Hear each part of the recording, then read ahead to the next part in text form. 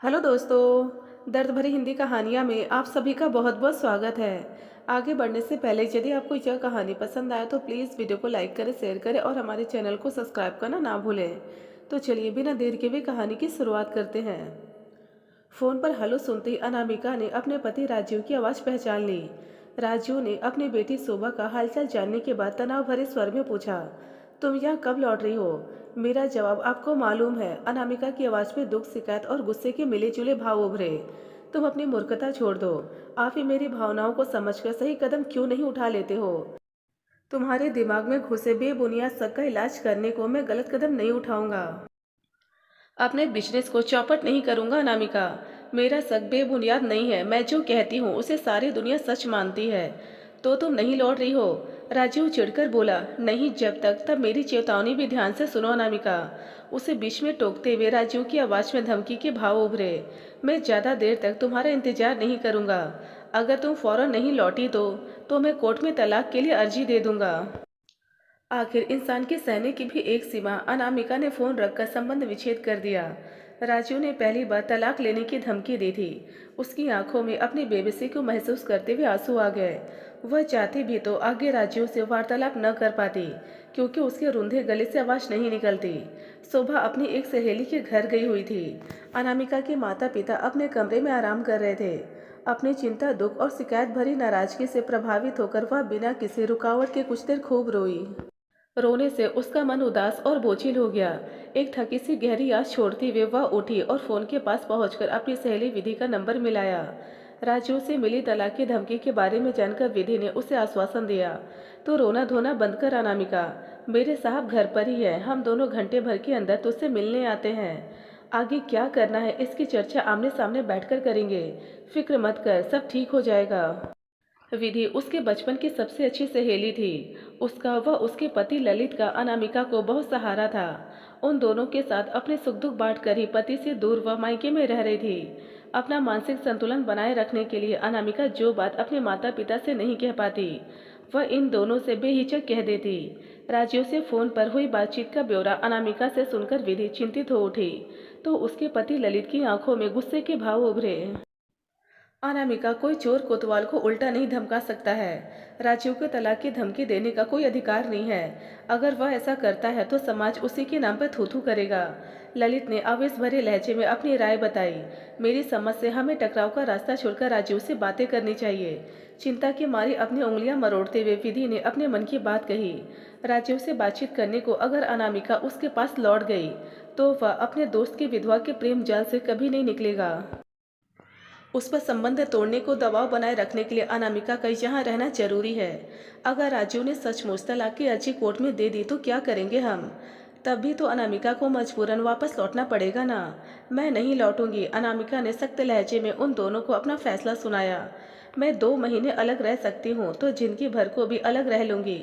मैं जब चाहूँ तब अध्यापिका की नौकरी पा सकती हूँ। शोभा को पालना मेरे लिए समस्या नहीं बनेगा। एक बात मेरे सामने बिल्कुल साफ है। अगर राजीव ने उस विधवा निकिता से अपने व्यक्तिगत व व्यावसायिक संबंध बिल्कुल समाप्त नहीं किए तो वह मुझे खो देंगे। विधि व ललित कुछ प्रतिक्रिया दर्शाते उससे पहले बाहर से किसी ने घंटी बजाई। अनामिका ने दरवाजा खोला तो सामने अपनी 16 साल की बेटी शोभा को खड़ा पाया। विधि आंटी और ललित अंकल आए हुए हैं। तुम उनके पास कुछ देर बैठो, तब तक मैं तुम्हारे लिए खाना लगा लाती हूँ। भावुकता का शिकार बनी अनामिका ने प्यार से अपने बेटी के कंधे पर हाथ रखा। मेरा मूड नहीं है किसी से खामखा सिर मारने का। जब भूख होगी मैं खाना खुद ही गर्म करके खा लूंगी। बड़ी रुखाई से जवाब देने के बाद साफ तौर पर चिढ़ी वह नाराज सी नजर आ रही शोभा अपने कमरे में जा घुसी। अनामिका को उसका अचानक बदला व्यवहार बिल्कुल समझ में नहीं आया। उसने परेशान अंदाज में इसकी चर्चा विधि और ललित से की। शोभा छोटी बच्ची नहीं है। विधि की आंखों में चिंता के बादल और ज्यादा गहरा उठे। अपने माता पिता के बीच की अनबन जरूर उसके मन की सुख शांति को प्रभावित कर रही है। उसके अच्छे भविष्य की खातिर भी हमें समस्या का समाधान जल्दी करना होगा। विधि ठीक कह रही है अनामिका, ललित ने गंभीर लहजे में कहा। तुम शोभा से अपने दिल की बात खोलकर कहो और उसके मन की बातें सहनशीलता से सुनो। मेरी समझ से हमारे जाने के बाद आज ही तुम यह काम करना। कोई समस्या आएगी तो विधि और मैं भी उससे बातें करेंगे। उसकी टेंशन दूर करना हम सबकी जिम्मेदारी है। उन दोनों के विदा होने तक अपनी समस्या को हल करने का कोई पक्का रास्ता अनामिका के हाथ में नहीं आया था। अपनी बेटी से खुलकर बात करने के इरादे से जब उसने शोभा के कमरे में कदम रखा, तब वह बेचैनी और चिंता का शिकार बनी हुई थी। क्या बात है, क्यों खराब है मूड तेरा? अनामिका ने कई बार ऐसे सवालों को घुमा फिरा कर पूछा, पर शोभा गुमसुम सी बनी रही। अगर मुझे तू कुछ बताना नहीं चाहती है तो विधि आंटी और ललित अंकल से अपने दिल की बात कह दे। अनामिका के इस सलाह का शोभा पर अप्रत्याशित असर हुआ। भाड़ में गए ललित अंकल। जिस आदमी की शक्ल से मुझे नफरत है, उससे बात करने की सलाह आज मुझे मत देना। शोभा किसी ज्वालामुखी की तरह अचानक फट पड़ी। क्यों है तुझे ललित अंकल से नफरत? अपने मन की बात मुझसे बेहिचक होकर कह दे गुड़िया। अनामिका का मन एक अनजाने से भय और चिंता का शिकार हो गया था। पापा के पास आप नहीं लौटो, इसमें उस चालाक इंसान का स्वार्थ है और आप भी मूर्ख बनकर उनके जाल में फंसती जा रही हो। कैसा स्वार्थ, कैसा जाल? शोभा, मेरी समझ में तेरी बात रत्ती भर भी नहीं आई। मेरी बात तब आपकी समझ में आएगी जब खूब बदनामी हो चुकी होगी। मैं पूछती हूँ कि आप क्यों बुला लेती हो उन्हें रोज रोज? क्यों जाती हो उनके घर जब विधि आंटी घर पर नहीं होती? पापा बार बार बुला रहे हैं तो क्यों नहीं लौट चलती हो वापस घर?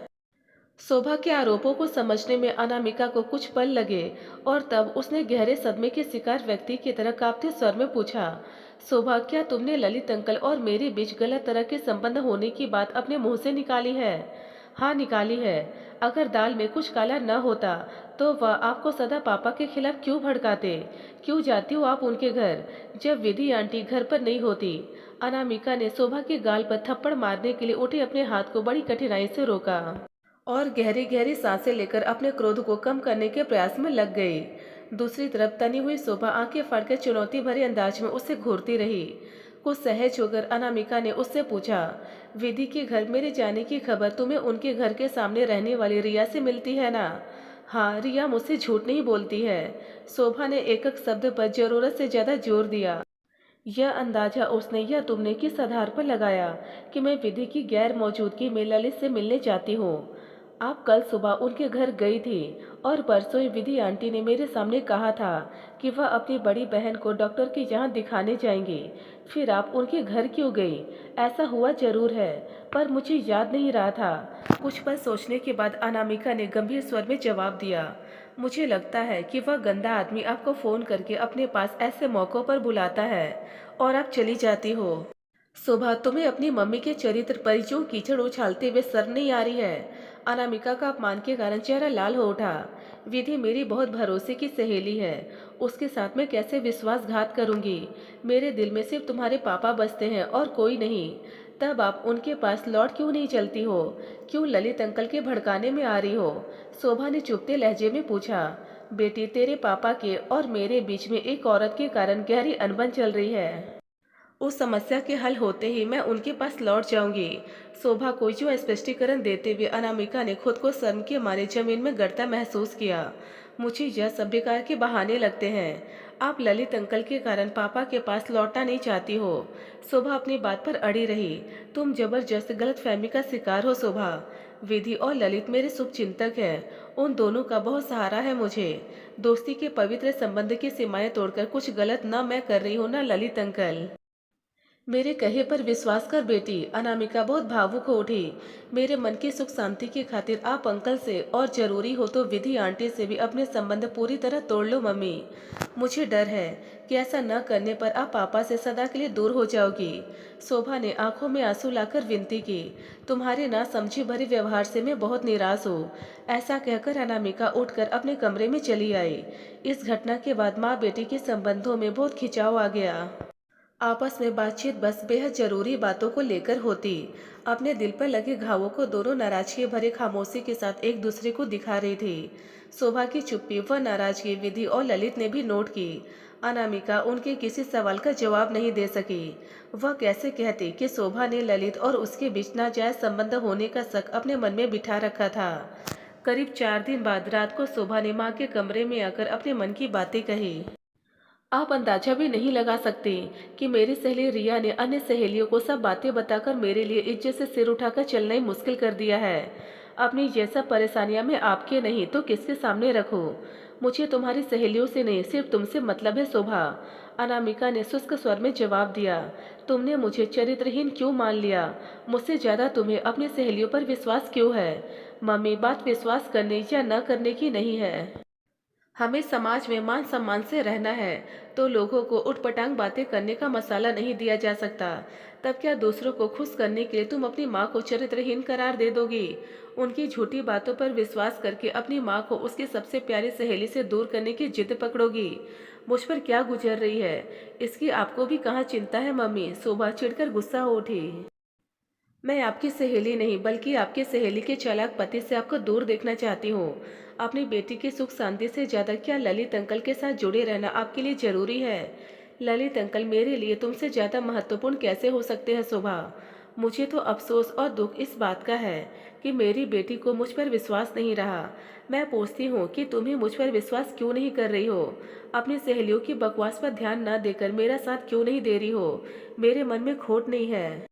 इस बात को मेरे कई बार दोहराने के बावजूद तुमने उस पर विश्वास न करके मेरे दिल को जितनी पीड़ा पहुंचाई है, क्या उसका तुम्हें अंदाजा है? बोलते हुए अनामिका का चेहरा गुस्से से लाल हो गया। यूं चीख चिल्लाकर आप मुझे चुप नहीं करा सकोगी। गुस्से से भरी शोभा उठकर खड़ी हो गई।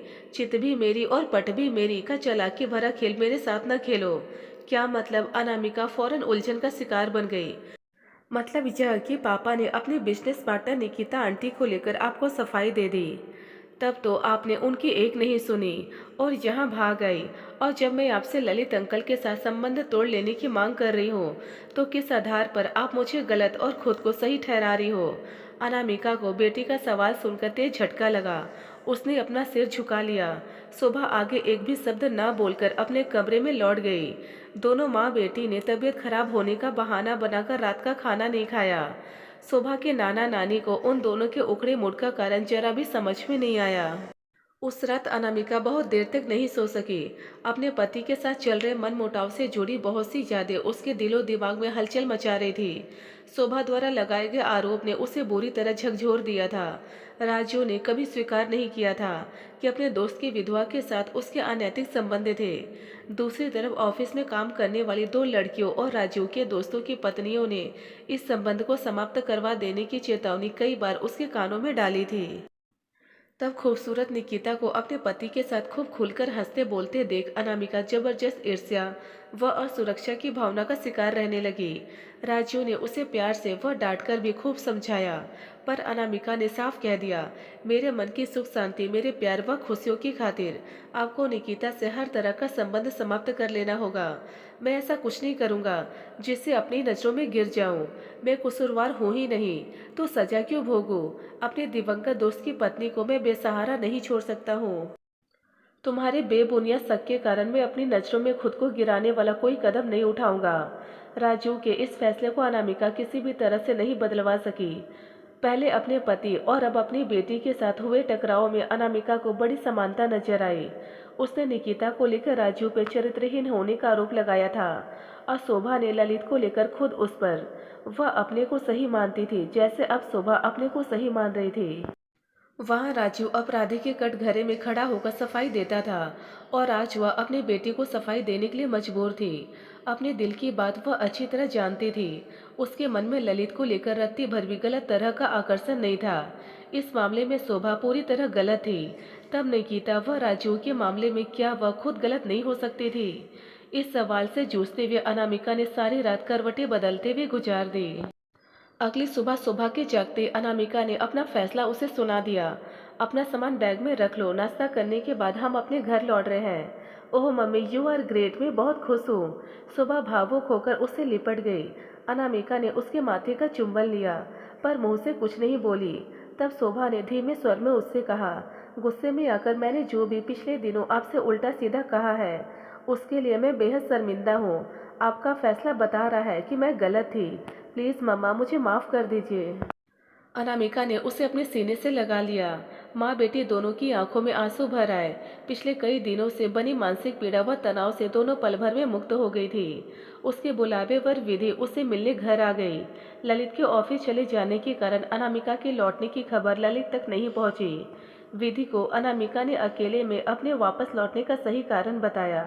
पिछले दिनों अपनी बेटी शोभा के कारण राजू और निकिता को लेकर मुझे अपनी एक तरह की नासमझी का एहसास हुआ है। उसी भूल को सुधारने को मैं राजू के पास बेशर्त वापस लौट रही हूँ। निकिता के साथ उसके अनैतिक संबंध नहीं है। मुझे राजू के इस कथन पर विश्वास करना चाहिए था, पर मैं और लोगों की सुनती रही और हमारे बीच प्रेम व विश्वास का संबंध कमजोर पड़ने लगा।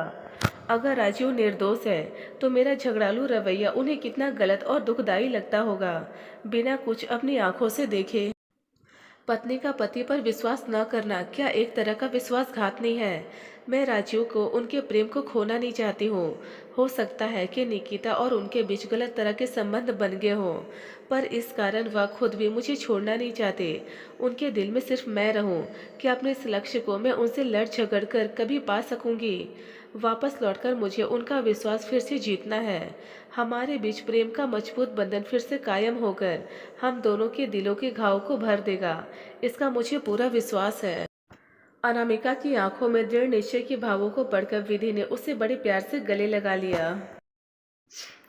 दोस्तों, यदि आपको यह कहानी पसंद आए तो प्लीज़ हमें कमेंट बॉक्स में कमेंट कर अपने विचार जरूर बताएं। ढेरों पारिवारिक और शिक्षाप्रद कहानियां सुनने और पढ़ने के लिए हमारे चैनल दर्द भरी हिंदी कहानियां को जरूर सब्सक्राइब करें। धन्यवाद दोस्तों।